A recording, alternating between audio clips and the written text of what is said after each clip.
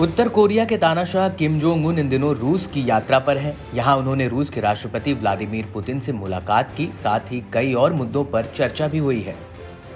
Putin और किम की मुलाकात को बहुत खास माना जा रहा है।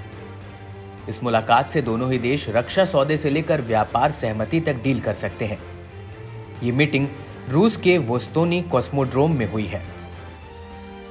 रिपोर्ट्स की माने तो इस मीटिंग में किम ने पुतिन से कहा कि उनका देश यूक्रेन की लड़ाई में रूस का पूरा समर्थन करेगा और इसी सिलसिले में दोनों देशों के प्रधानों ने एक दूसरे को अपने अपने देशों में बनी राइफल भी एक दूसरे को गिफ्ट की।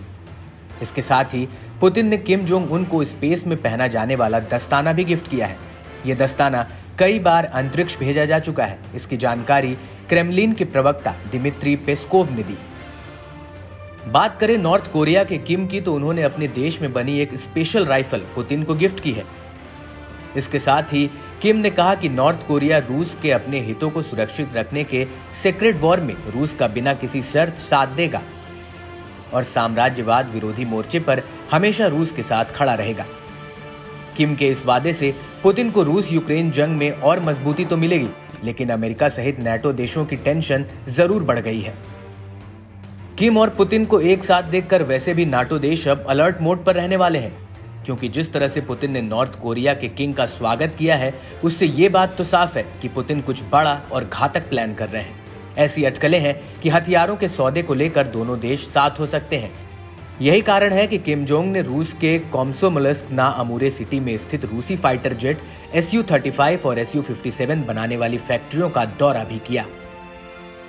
हालांकि अब पुतिन ने कहा है कि रूस और नॉर्थ कोरिया के बीच कोई सैन्य डील नहीं हुई है और किम के साथ डील पर रूस ने अपना रुख स्पष्ट करते हुए अपनी प्रतिक्रिया दी है। रूसी राष्ट्रपति व्लादिमीर पुतिन ने कहा कि मॉस्को दक्षिण कोरिया से संबंधी किसी भी समझौते का उल्लंघन नहीं करेगा। व्लादिमीर पुतिन ने कहा कि दक्षिण कोरिया हमारा पड़ोसी है और हमें किसी न किसी तरह से अपने पड़ोसियों के साथ अच्छे संबंध बनाने चाहिए। हाँ, कोरियाई प्रायद्वीप से कुछ विशेष तत्व जुड़े हुए हैं। हमने इस पर चर्चा की है, हमने इस पर खुलकर चर्चा की है। हम कभी भी किसी चीज का उल्लंघन नहीं करते हैं और इस मुलाकात में भी हम किसी भी चीज का उल्लंघन नहीं करने जा रहे हैं।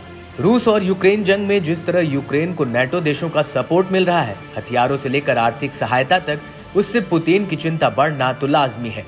लेकिन अब पुतिन जिस तरह से खुद को इन देशों के सामने रख रहे हैं और किम के साथ नजदीकियों को बढ़ा रहे हैं, उससे भविष्य में इस जंग में एक नया और घातक मोड़ आ सकता है।